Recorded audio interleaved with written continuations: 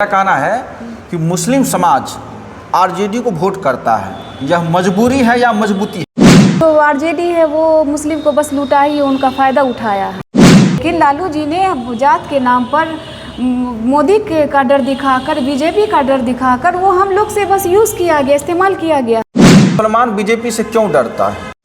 देखिए, वो शुरू से ही अपराधियों का गुट कहा गया है। जब लालू जी का राज था तो उस वक्त जंगल राज कहा जा सकता है।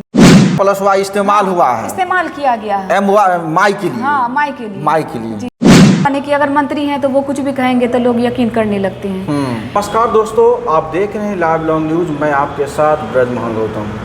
आज हमारे बीच जन स्वराज पार्टी के महिला नेत्री एवं खास करके मुस्लिम समाज की जो भागीदारी है पूरे बिहार में, हर राजनीतिक पार्टी में कितनी भागीदारी है, क्या उनके संख्या के आधार पर उचित भागीदारी मिलती है, क्या उनके शिक्षा की दर, उनके नौकरी में, ये तमाम भागीदारी की वकालत आज हमारे साथ बातचीत करेंगे। सबसे पहले मेरे चैनल आपको स्वागत है। बहुत बहुत आपका धन्यवाद। सबसे पहले तो यहाँ की जनता का मैं बहुत बहुत धन्यवाद करती हूँ। अपना थोड़ा परिचय भी दे दीजिए। मेरा नाम नूर सबा है, मैं समस्तीपुर की नगर महिला अध्यक्ष हूँ। आप सभी को मेरा दिल से नमस्ते। मेरा कहना है कि मुस्लिम समाज आरजेडी को वोट करता है, यह मजबूरी है या मजबूती है? नहीं, ये तो शुरू से मजबूरी रहा। पहले कोई ऑप्शन नहीं था कि मुस्लिम किधर जाए, क्योंकि जो आरजेडी है वो मुस्लिम को बस लूटा ही, उनका फ़ायदा उठाया है। दलित के बाद सबसे ज़्यादा माने दयनीय स्थिति है ना, मुस्लिम की स्थिति है। मुस्लिम सबसे पिछड़ा हो गया है, पिछड़ा में गिना भी जाता है, वो कहीं से सक्सेस नहीं है। तो इसीलिए मजबूरी था। लेकिन अभी हम लोग के पास, मुस्लिम जातियों के पास अभी एक ऑप्शन है, प्रशांत जी, जन स्वराज। मेरा कहना है कि मुस्लिम समाज अगर पिछड़ा है, लालू जी बराबर मुस्लिम समाज की वकालत करते रहे हैं, क्या मुसलमानों की शिक्षा दर में कोई प्रगति नहीं हुआ? वो जाति के नाम पर बस हम मुस्लिमों को बस अपना इस्तेमाल किया है। जब उनको ज़रूरत हुआ, क्योंकि अगर वो समीकरण किया जाएगा तो मेरी आबादी उन लोग से माने कि ज़्यादा ही होती है। जैसे यादव की संख्या 14% और वर्तमान में बिहार में मुसलमानों की संख्या 17% लगभग है। तो क्या 17% की भागीदारी अभी नहीं मिल पा रही है? वही ना, अगर समीकरण देखा जाए तो उन लोग से ज़्यादा मुस्लिम का समीकरण ज़्यादा है। अगर मुस्लिम का भागीदारी बेहतर रहता तो आज हम लोग का स्थिति बेहतर रहता। लेकिन लालू जी ने जात के नाम पर मोदी का डर दिखाकर, बीजेपी का डर दिखाकर वो हम लोग से बस यूज़ किया गया, इस्तेमाल किया गया है। मुसलमान बीजेपी से क्यों डरता है? उनको डर दिखाया गया है कि अगर यहाँ पर अगर बीजेपी की तरफ मुस्लिम जाते हैं तो वो यहाँ से हटा दिए जाएंगे, देश से बाहर निकाल दिया जाएगा उनके पर। लेकिन हमारा मुसलमानों के अंदर ये खौफ है कि बीजेपी अगर सत्ता आ जाता हर जगह तो मुसलमानों को तंग तबाह देश से बाहर निकालने की तमाम कोशिश करेगा। हाँ, तो ये खौफ दिखाया गया ना, कि दिखाने के बाद मुस्लिम प्रजाति बहुत भोली भाली है, किसी पर भी यकीन तुरंत कर लेती है। वो डर खौफ दिखाया जा रहा है कि अगर आप बीजेपी को सपोर्ट कीजिएगा तो आपको यहाँ से निकाल दिया जाए। लेकिन हमारा संविधान गवाह है, हमारे डॉक्टर भीमराव अम्बेडकर जी ने जो संविधान लागू किया था उसमें सबको बराबर का हिस्सेदार बनाया गया था। लेकिन यहाँ तो जात के नाम पर समीकरण बैठा दिया गया कि अगर मुस्लिम अगर 17% है, वो अगर बीजेपी को सपोर्ट करेंगे तो उनको तो यहाँ से हटा दिया जाएगा। उसी पर हम मुसलमान भाई बहन उस पर यकीन करके शुरू से राजद का साथ दिए हैं। लेकिन एक चीज़ ये प्रश्न उठता है, जब 1989 में भागलपुर दंगा हुआ, उस दंगा में सबसे प्रमुख अभियुक्त कामेश्वर यादव जी थे, जेल भी रहे थे। और जेल से जब बाहर निकले, अर्थात हाई कोर्ट में पूर्ण रूपेण गवाह नहीं मिलने के कारण उन्हें रिहा कर दिया गया। जब वो बाहर आते हैं तो लालू जी उनको माला पहनाते हैं। सबसे बड़ा अभियुक्त भागलपुर जो दंगा हुआ मुसलमानों के बीच, तो कहने का मतलब फिर लालू जी बहुत बड़ा सेकुलर कैसे कहला रहे हैं? देखिए, वो शुरू से ही अपराधियों का गुट कहा गया है। जब लालू जी का राज था तो उस वक्त जंगल राज कहा जा सकता था। उनके पार्टी में जितने भी हैं सब अपराधी हैं, सब जेल का हवा खा के ही उनके पार्टी में आए हैं। कोई भी गिनती में कहीं पर नहीं नजर आ रहा है। और उसके चक्कर में हम मुसलमानों पर सबसे ज़्यादा प्रहार किया गया है। न उस टाइम हमारी महिला माँ बहन सुरक्षित थी, न बेहतर रोजगार था। जंगल राज में हर आदमी मुब्तला था, जिसको न कोई भी किसी महिला की सुरक्षा पर भी ध्यान नहीं दिया गया, ना किसी के रोजगार पर ध्यान दिया गया। सब आदमी डर खौफ के साया में रहते थे, सुबह से शाम तक गुजारते थे। शाम एक प्रश्न ये भी उठता है ना कि 2005 में सच्चर समिति का रिपोर्ट आया। उस रिपोर्ट में ये बताया गया कि मुसलमानों की शैक्षणिक स्थिति दलितों से कम है और आज भी कम है। तो 2005 तक तो मुख्यमंत्री वही रहे, फिर उसके बाद माननीय मुख्यमंत्री नीतीश कुमार जी हैं। आज भी मुसलमानों की शैक्षणिक दर जो है दलितों से कम ही है। नीतीश जी भी जब वो अपना पहले यादव जी माने कि आरजेडी का 15 साल शासन चला, उसमें मुसलमान की कोई माने कि तरक्की नहीं नजर आई। लेकिन आरजेडी पार्टी में उसके बाद आरजेडी की पार्टी आई, उसमें भी कुछ नहीं किए नीतीश जी।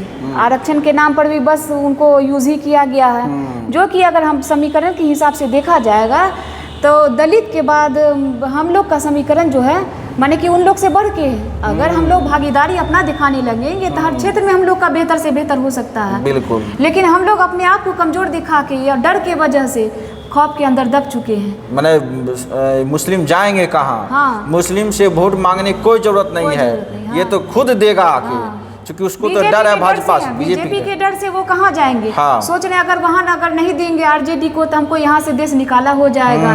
लेकिन अगर संविधान को देखा जाएगा, हर आदमी जागरूक हो जाएगा, मुस्लिम भाई बहन अगर जागरूक हो जाएंगे तो आज जो मजबूती होगा वो ना आरजेडी का डर होगा और ना भाजपा का डर होगा। इसमें तीसरा ऑप्शन हम लोग के लिए है जनसुराज प्रसाद जी, जो कि हर मायने में बेहतर है। वो हर मायने में करना चाहते हैं। मुस्लिम का वक्फ बिल जब आया उस पर जो भाजपा उसको छेड़छाड़ किया गया है, जो कि शुरू से जिसको वक्फ बिल बनाया गया है, जो वक्फ का बना हुआ चीज़ है, उसके साथ छेड़छाड़ किया गया। छेड़छाड़ करने की वजह से मुस्लिम जो जाति है वो और डर गए हैं। या मेरे पास कोई ऑप्शन नहीं है। लेकिन प्रशांत जी हमारे जो सूत्रधार हैं वो कहते हैं, प्रशांत जी कहते हैं कि वक्फ बिल लाएंगे, इसके साथ छेड़छाड़ नहीं करना चाहिए। अगर वो आएंगे तो वक्फ बिल पर ही बेहतर काम किया जाएगा, उसको रोकथाम किया जाएगा। जो बीजेपी करना चाहती है मनमानी, उसको में रुकावट आएगा। अच्छा, ये चीज़ है कि हम जब आरजेडी के कार्यकाल को देखते हैं और यहाँ चुनाव प्रक्रिया को भी देखते हैं, 2015 में जब चुनाव लड़ते हैं तो 48 टिकट सिर्फ यादव समाज को मिलता है और 16 टिकट मिलता है मुसलमान समाज को, जबकि मुसलमान संख्या जो है 17% है बिहार में। तो 17% वाले को 16 टिकट और 14% वाले लोगों को 48 टिकट। समझिए कितना गैर बराबरी है, बहुत फर्क है। हाँ। दूसरा, जब 2024 को लोकसभा देखते हैं तो उसमें 8 सीट यादव लेते हैं और 2 सीट मुसलमान समाज लेते हैं। तो कहने का मतलब भागीदारी की जब बात आती है तो यादव सबसे ज़्यादा रहता है उनकी पार्टी में। हाँ, ये तो कहने की बात है, क्योंकि वहाँ पर तो बीजेपी या उसका डर दिखाया ही जाता है, तो मुस्लिम पास कोई ऑप्शन नहीं है। और सबसे बड़ी अच्छा, एक चीज़ और चला था। हाँ। माई समीकरण। हाँ। एक माई मतलब मेरा भी होता है। हाँ। एक M+Y मुसलमान यादव संगठन होता है। तो ये जो 2 माई है, एक माई मतलब मेरा और एक MY हुआ मुसलमान यादव संगठन। तो इसमें मुसलमान यादव संगठन के नाम पर लालू जी माई का काम, मेरा का काम किए हैं या समाज के लिए कुछ किए हैं? वो तो बस अपने परिवार का किए हैं। माई मतलब मेरा, वहाँ पर मेरा का यूज हुआ, का ही किए हैं। वो माने कि अपने कहा जाता ना, यादव समाज के लिए भी कुछ नहीं किए हैं कहने को। वो अपने राजनीति को आगे बढ़वाने के लिए बस अपने बेटा को आगे किए, जो राजनीति में उनके बेटा हैं। वो आप दिखा दीजिए, आपको कहीं भी यादव समाज में अगर बेहतर है या यादव समाज का भी अगर भला हो रहा है तो वहाँ पर MY का दूसरा समीकरण आ जाता है। नहीं, तो वहाँ पर तो भी देख रहे हैं 14% यादव है, सबसे ज़्यादा गरीब जो है यादवे है। तो वही ना, वो अपने लिए कर रहे हैं। वो कहा जाता है ना कि जिस तरह लालू जी अपने बेटा के लिए सोच रहे हैं, वैसे आम पब्लिक हम लोग अपने बाल बच्चे के लिए नहीं सोचे। हम लोग उनके लिए सोचे कि अगर वो MY का मीनिंग अगर निकालते हैं तो यादव मुसलमान होता है। लेकिन MY का मतलब तो वो खुद के लिए किए हैं, अपने लिए किए, मतलब मेरा हो गया। हाँ, अपने आगे वाले जनरेशन के लिए कि मेरा माने कि क्या जनरेशन कैसे आगे बढ़े। हाँ, मेरा जो आगे वाला नस्ल है वो कैसे प्रगति कर सके। वहाँ M+Y इस्तेमाल हुआ है, इस्तेमाल किया गया है माई के लिए। हाँ, माई के लिए जी। अभी जो हालात मुख्यमंत्री नीतीश कुमार जी का है, नीतीश कुमार जी दावा करते हैं कि बिहार में हम जितने भी मस्जिद थे और हज बनवाए हैं, कब्रिस्तान घेराबंदी कराए हैं, यहाँ तक कि जो उर्दू टीचर बहाली करवाए हैं, जो पसमानदा मुसलमान था उनके बच्चे को पढ़ने के लिए छात्रवृत्ति या तमाम योजना हम दिए हैं। तो अभी तक मुसलमानों की स्थिति मजबूत क्यों नहीं हुआ? पसमानदा मुसलमान की अभी भी शैक्षणिक आर्थिक कमजोरी है।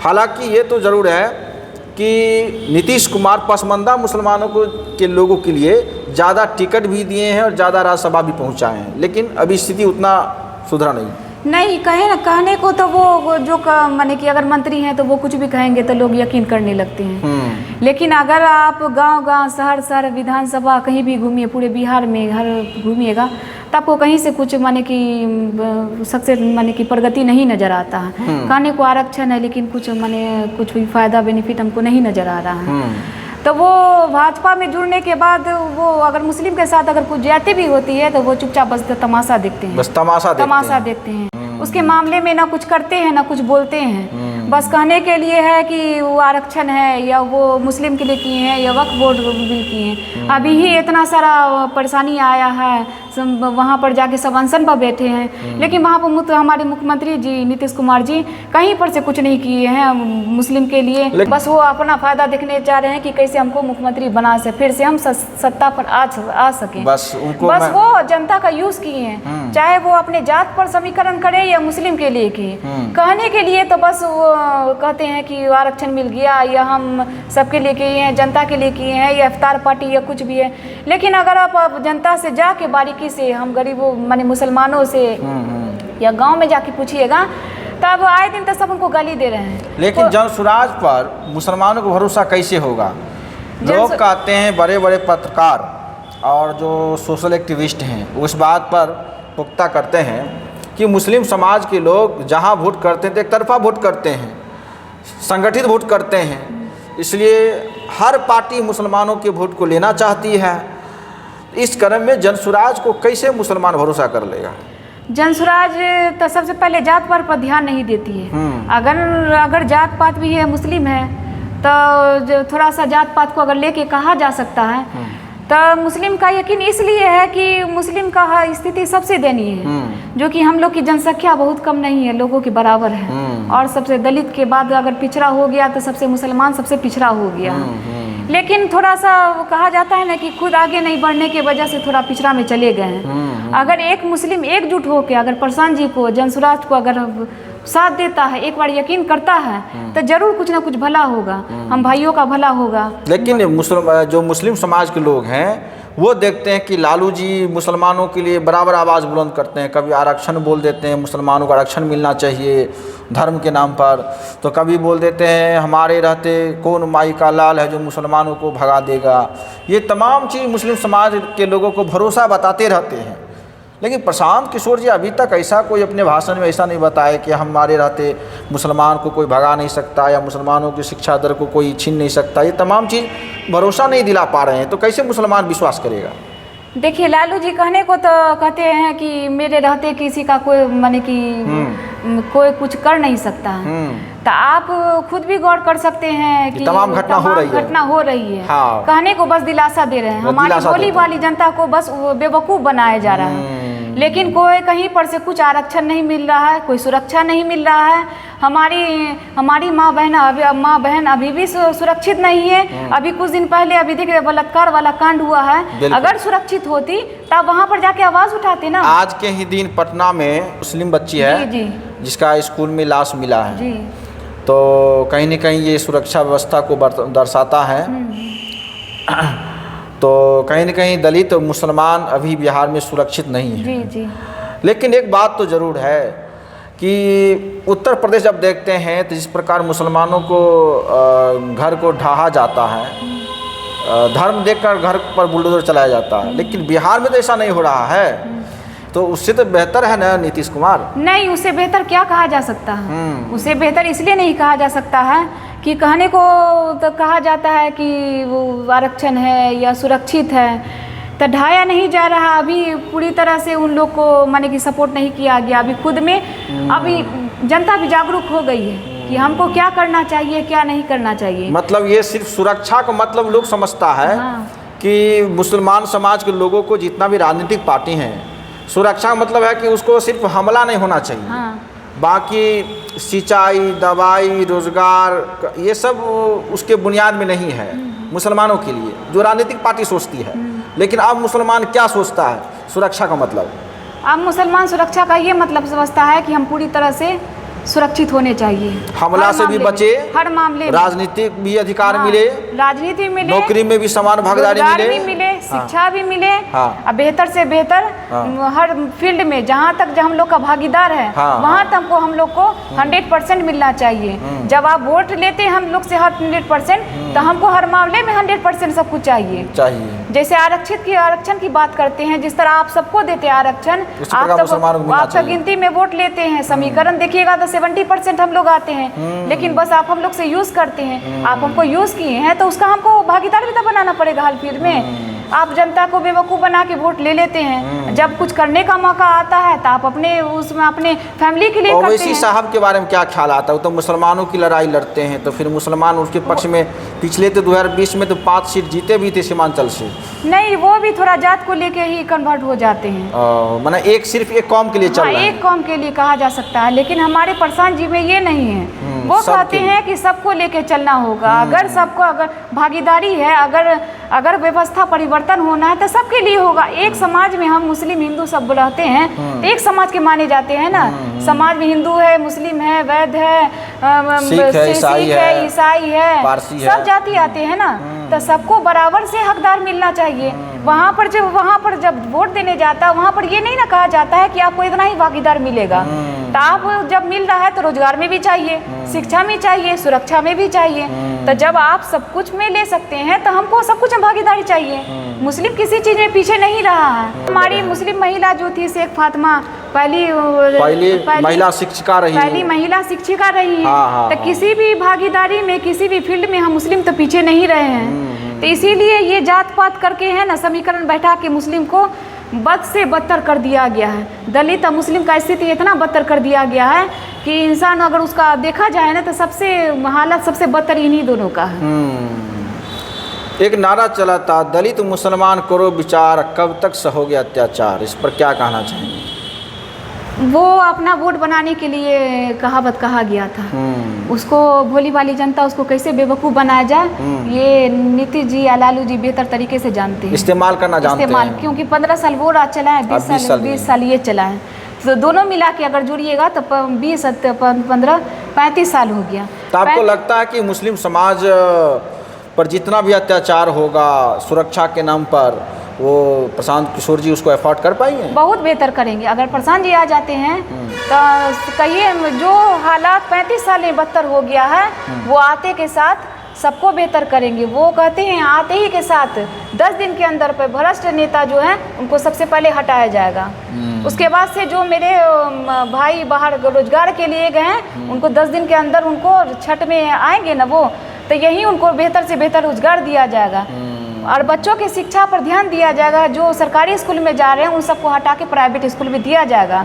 कहने को तो सरकारी है, उसका भी पेमेंट मेरी सरकार भर रही है, लेकिन खिचड़ी के लिए और उसके फ़ायदा के लिए कि अगर बच्चे इसको सरकारी स्कूल नहीं जाएंगे तो हम कहाँ से फी लाएंगे।